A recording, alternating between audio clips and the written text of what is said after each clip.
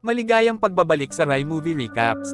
Narito na naman po tayo para sa isa na namang magandang pelikula na pinamagatang ni Gijay na napalabas noong 1997. Ito ay patungkol sa isang babae na minaliit ng isang commander pero di niya inakalang may lakas ito na katumbas ng 50 tao. Kaya't ano pa ang ating hinihintay? Sit back, enjoy and relax, love you. Ang pelikula ay nagbubukas bilang isang Senate Armed Service Committee na panayam sa retiradong opisyal ng Army na si Theodore Hayes para sa posisyon ng kalihim ng Navy. Ang paksang tinatalakay sa ngayon ay ang limitadong papel na ibinibigay ng mga kababaihan sa Navy at sinubukan ni Hayes na ipagtanggol ang paninindigan na ito. Biglang pinutol ni Lillian De Haven, isang senador mula sa Texas na namumuno sa pagdinig na ito, ang kalahating pusong pananalita ni Hayes. Sinasalungat niya ang kanyang mga punto at sinabi na ang saloobin ng Navy sa mga kababaihan sa hukbo sa kabuuan ay naging masama sa kasaysayan. Upang patunayan ang kanyang punto, inilabas niya ang isang classified file na pinangalan ng LARC report at ibibigay ang mga kopya nito sa lahat ng miyembro ng pagdinig. Ang senador ay nagpatuloy sa kanyang mga natuklasan at nagsimulang magbasa ng mga sipi mula sa ulat. Naglalaman ito ng mga naitalang pahayag mula sa matataas na opisyal ng Navy na tila naglalarawan sa mga babaeng sundalo bilang hindi gaanong kakayahan, pati na rin ang madalas na pagpasa ng mga misogynistic na pangungusap. Sa resulta ng paputok na pagdinig na ito, agad na tumawag ang Navy para sa isang pribadong pagpupulong sa De Haven. Sumasang-ayon siya sa pulong at hindi nagtagal ay naupo kasama ang mga opisyal mula sa Department of Defense o DoD sa kanyang opisina. Gayunpaman, ang mga tao mula sa DoD ay mahigpit na laban sa pagpapalam sa mga kababaihan sa Navy at nakabuo ng isang plano upang pigilin ang mga pagtatangka ni De Haven. Ipinakita nila sa kanya ang isang integration plan na nagsasabing kung ang isang babaeng trainee ay makapasa sa anumang evaluation program na itinakda ng Navy, papayagan nila siyang sumali sa kanilang mga hanay. Napagtanto ni De Haven na ito ay isang bitag dahil pipiliin ng DoD ang pinakamahirap na programa sa pagsasanay para sa babaeng kadit at gagawa ng isang halimbawa mula sa kanya. Ngunit pumayag pa rin siya dahil alam niyang makakatulong lamang sa kanyang karera ang boss na ginawa ng programang ito. Sa labas ng opisina ng Senado, nakikipagpulong ang mga opisyal ng DoD kay Hayes at tinatalakay kung aling programa ang dapat nilang piliin para sa babaeng trainee ni De Haven. Sumasang-ayon sila sa US Navy Combined Reconnaissance Team, o CRT, isang nakakapagod na programa sa pagpili kung saan halos 60% ng mga kandidato ang huminto bago ang ika-4 na linggo, na ang ikatlong linggo ay partikular na masinsinan at may label na ang mga lalaking opisyal na ito ay matatag na naniniwala na walang kababaihan ang gagawa, nakalipas na ang unang linggo. Lumipat ang eksena sa isang naval satellite monitoring room kung saan ang topographic analyst, Lieutenant Jordan O'Neill, ay nagsusumikap na maiuwi ang isang SEAL team mula sa isang aktibong war zone. Ang control room ay nawala ng pakikipag-ugnayan sa koponan, at isang opisyal ang nagmumungkahi na magpadala ng karagdagang suporta upang mailabas sila. Ngunit ang prosesong ito ay tatagal ng 18 minuto dahil ang karagdagang koponan ng suporta ay mangangailangan din ng ganoong katagal upang maabot ang paunang natukoy na punto ng pagsadip. Sa kabilang banda, iminumungkahi ni O'Neill na baguhin ang pick-up point ng buo. Itinuro niya na ang pangkat ng SEAL ay binubuo ng mga makaranasang sundalo na maghahanap ng mas ligtas na paglabas mula sa lugar ng digmaan. Kaya, kahit na ang direktang komunikasyon sa koponan ay nasira, dapat silang maghanap ng mas bagong rescue site. Pagkatapos ay mabilis niyang pinag-aaralan ang mga satellite image ng lugar at tinutukoy ang isang lugar na magbabawas sa oras ng pagsadip ng kalahati. Ang kanyang plano ay binigyan ng berdeng ilaw at eksaktong pagkatapos ng 9 na minuto, ang SEAL team ay muling nakipag-ugnayan sa control room. Mula sa parehong lugar na itinuro ni O'Neill. Pagkatapos ay agad silang nailigtas, na nakaiwas sa isang malaking sakuna. Pansamantala, dumaan si Senator De Haven at ang kanyang koponan sa isang listahan ng paglalaban ng mga kandidato para sa programa ng Navy CRT.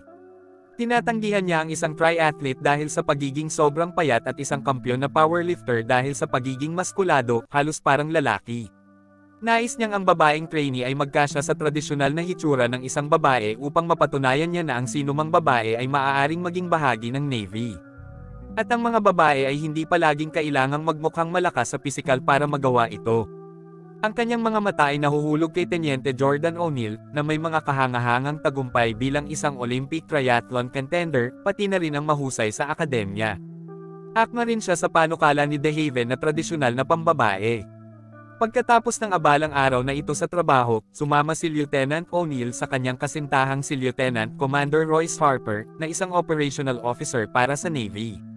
Binabati niya siya para sa matagumpay na pag-navigate sa mahirap na sitwasyon, ngunit binabalaan din siya na huwag masyadong makisali sa mga bagay na iyon dahil hindi siya isang sundalo, ngunit isang opisyal ng Pacific. Sa sandaling iyon ay nakatanggap ng tawag si O'Neill at hinilingang makipagkita kaagad kay Senator DeHaven sa opisina ng huli. Sa susunod na eksena, ibinigay ng senador ang mga papeles tungkol sa programa ng CRT kay O'Neill at ipinaliwanag kung ano ang buong deal. Sinabi niya na kung makakamit ni O'Neill ang pagsasanay na ito, magbubukas ito ng mga pinto para sa mga kababaihan na sumali sa Navy sa hinaharap. Nang gabing iyon, bumalik ang tenyente sa kanyang tahanan at tinalakay ang ideya sa kanyang kasintahang si Royce. Ngunit hindi siya mukhang masigasig tungkol sa ideya sa iba't ibang dahilan. Para sa mga panimula, ang Navy CRT ay isang napakahirap na programa na maaaring mag-iwan kay O'Neill ng pangmatagalang pisikal na pinsala.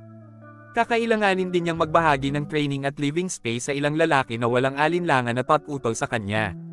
Ngunit kung siya ay mapipili kahit papaano, siya ay i-deploy sa aktibong tungkulin sa loob ng mahabang panahon. Sinabi ni Royce na maaaring wala siyang pasensya na maghintay sa kanya ng napakatagal. Masakit ito kay O'Neill, na pakiramdam na sinisira ng kanyang kasintahan ang kanyang mga kakayahan sa kanilang relasyon. Mas determinado na siya ngayon na patunayan na mali ang lahat at magpalista para sa programa ng CRT.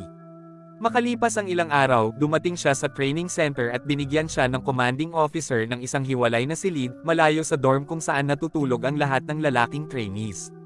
Sa lalong madaling panahon ay lumabas ang balita na may isang babae rin na nakatala sa programa, at ang mga lalaki ay tila hindi natutuwa. Noong gabing iyon, nang dumating si O'Neill sa gulo para sa hapunan, kinukutya siya ng ilang lalaki at binitawan siya ng mga misogynistic na pananalita. Kinabukasan, sa wakas ay nagsimula na ang pagsasanay at inulit ng commanding officer na karamihan sa mga sundalo ay hindi makakarating sa pagtatapos ng 3 linggo. Pagkatapos ay ibinibigay niya ang mga trainees upang utusan ang Master Chief, si John O'Gale, na magiging pangunahing supervisor sa pagsasanay. Napaka-intimidate niyang lalaki at parang walang pakialam na may babae sa grupo. Habang sinusuri ang uniforme ng lahat, binibigkas niya ang isang tula ni D.H. Lawrence, Self-Pity. Hindi direktang sinasabi sa lahat na huwag maawa sa kanilang sarili. Kasunod nito, tinuturuan muna ang mga trainees kung paano magbuhat ng mga military-grade boat patungo sa dagat at mabilis na bumaba mula rito. Ang natitirang pagsasanay ay kasing hirap at sinusubok ang kanilang pisikal na lakas. Sa maraming nakakapagod na pagsasanay, hinihimok sila ni Command Master John na huminto upang hindi na sila magdusa ng karagdagang pang-aabuso.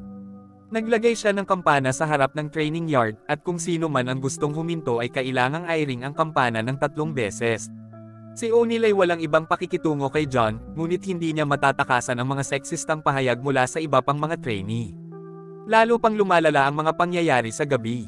Habang binibigyan ang mga trainees ng 4 na minuto upang kumpletuhin ang kanilang hapunan, lahat sila ay nagmadaling pumunta sa kusina at kailangang labanan ang ngipin at kuko upang makuha ang pagkain sa kanilang mga plato. Ngunit nang magsimula silang kainin ito, sinisigawan sila ng mga tagapagsanay na bumalik sa bakuran. Napipilitin silang itapon ang kanilang pagkain sa mga basurahan at muling sumama sa pagsasanay na walang laman ang tiyan. Ang seryeng ito ng matinding gawain ay nagpapatuloy hanggang sa susunod na araw. Ang umaga ay nagiging gabi at ang mga sundalo ay sinanay upang makayanan ang nagyayelong tubig dagat. Ito ay pagkatapos lamang na sila ay medikal na sinusuri at pinapayagan na kumain ng parehong pagkain na kanilang itinapon sa basurahan. Ito ay ganap na kaguluhan, ngunit si O'Neill ay nagpasok ng isang piraso ng tinapay sa kanyang bulsa at pinupuno ang kanyang bibig ng natitirang malamig na pagkain. Pagkatapos ng hapunan, inutusan sila ni Command Master John na magsulat ng isang sanaysay kung bakit gusto nilang sumali sa U.S. Navy. Ngunit ang pagsubok ay hindi kasing simple ng hitsura nito. Habang ang pagod at gutom na mga sundalo ay nakatutok sa pagsulat ng sanaysay, si John ay nagpapatugtog ng nakapapawing pagod na musika sa opera upang sila ay makatulog. Ang mga natutulog ay itatapon sa labas ng kampo. Kumakagat si O'Neill sa tinapay na itinago niya kanina, at tinutulungan siya nitong manatiling gising sa pagsubok na ito. Pagkalipas ng 15 minuto, bumalik si John sa silid ng pagsubok at inutusan silang tumakbo pabalik sa bakuran ng pagsasanay. Dapat silang magpatakbo ng isang obstacle course, na kinabibilangan ng pananatiling ligtas mula sa live na pagpapaputok. Ipinabatid kay O'Neill na bibigyan siya ng isang plataporma upang tulungan siyang makalampas sa ilang mga hadlang. Nagprotesta siya laban dito dahil gusto niyang pretuhin siya ng eksakto tulad ng iba. Ngunit ang kanyang mga reklamo ay ibinasura dahil ang Army Rulebook ay nagsasaad na ang taas ng balakid para sa mga babaeng kedit ay dapat na mas mababa kaysa sa kanilang mga katapat na lalaki. Sa kurso, napansin ni John na tumanggi si O'Neill na gamitin ang mga platform, at sa halip ay dumaan sa bawat hadlang tulad ng lahat ng kanyang mga kasamahan sa koponan.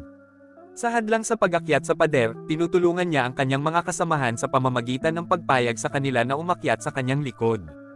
Sa kabila ng pagsisikap na magtrabaho bilang isang unit, hindi siya hinihila ng kanyang mga kasamahan sa pader. Maliwanag na kinasusuklaman pa rin nila na ang isang babae ay pinahihintulutan na lumahok sa isang tradisyonal na espasyong panlalaki.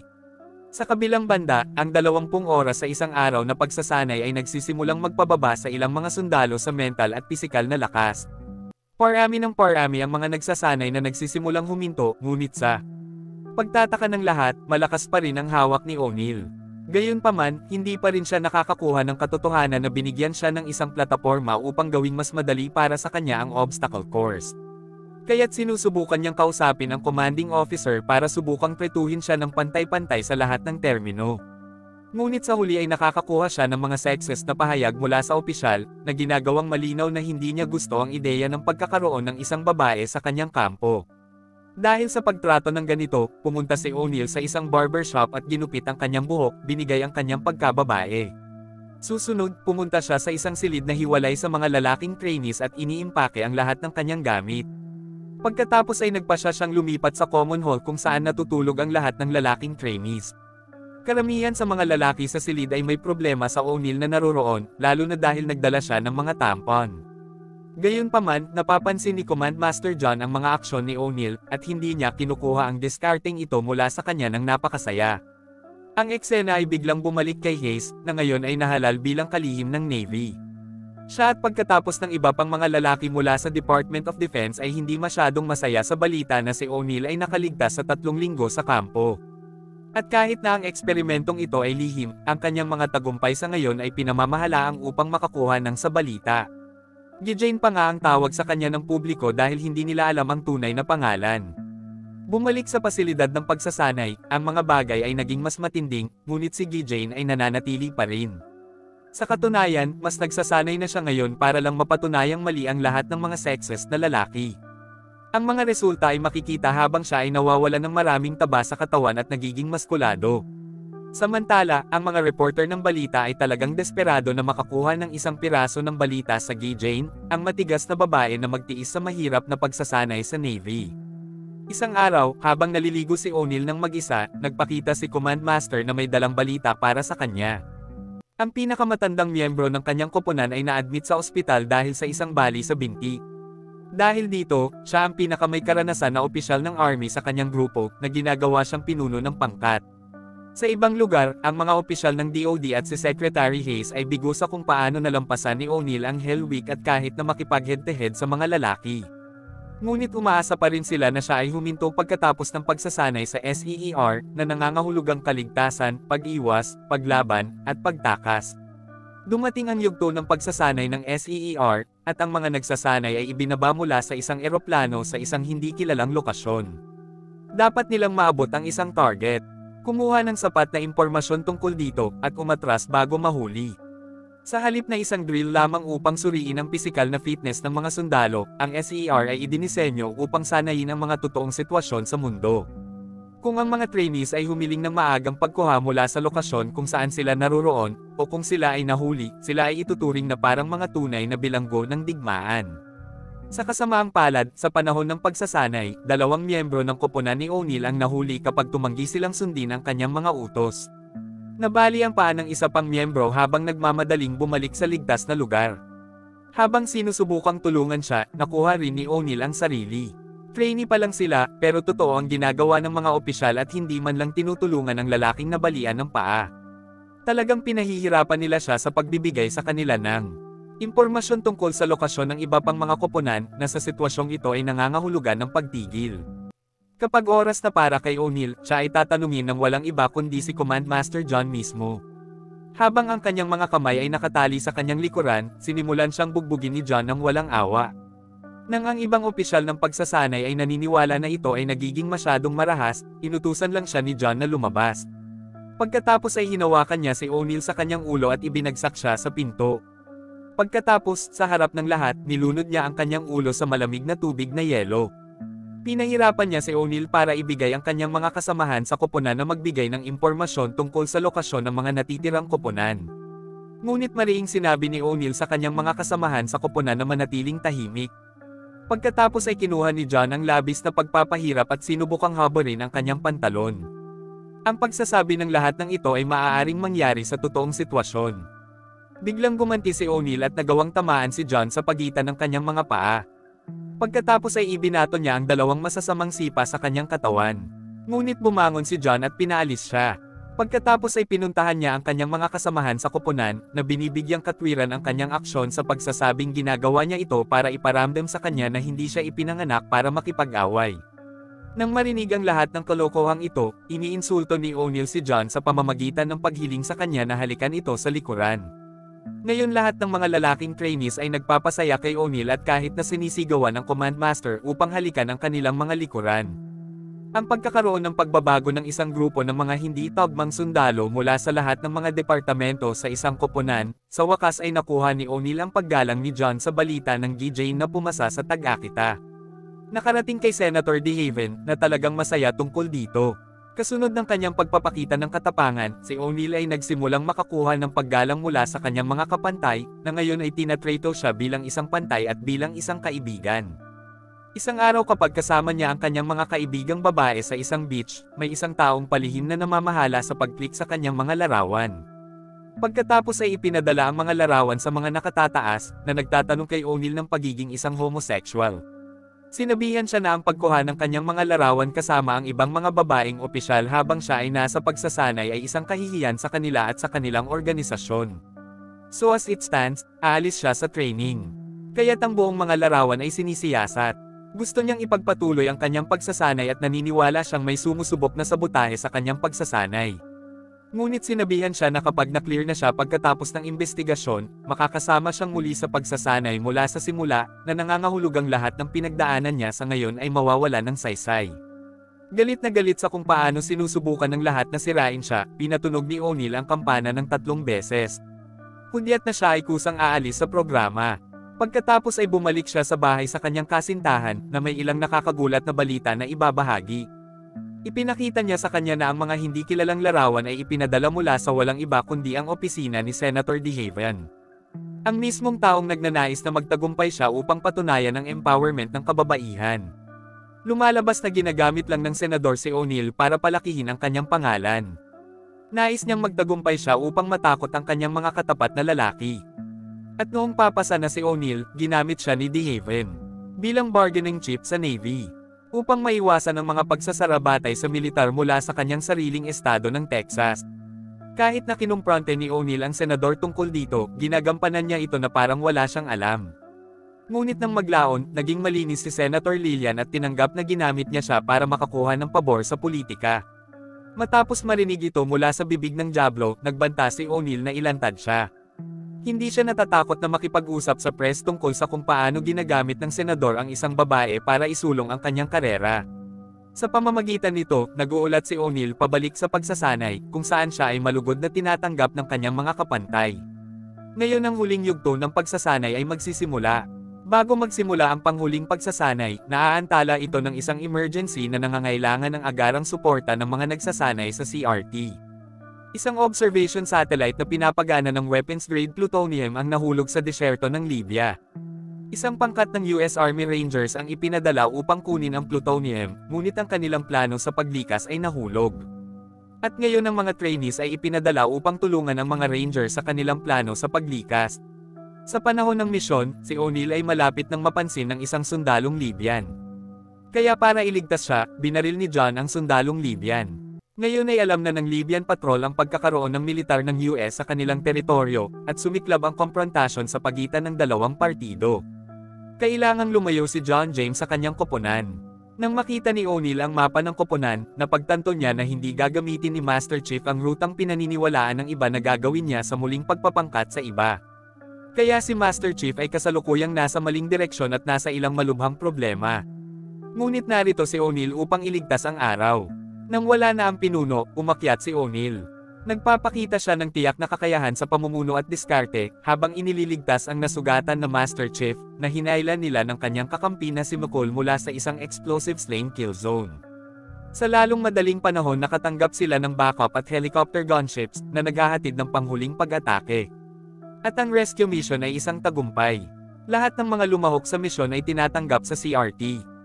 Sa huling eksena, binigay ni Command Master John James Ergel kay O'Neil ang kanyang Navy Cross at isang libro ng tula na naglalaman ng maikling tula, Self-Pity, ni D.H. Lawrence, bilang pagkilala sa kanyang nagawa at bilang pasasalamat sa pagliligtas sa kanya. At dito na nga nagtatapos ang pelikula natin para sa araw na ito. Maraming salamat sa panunood.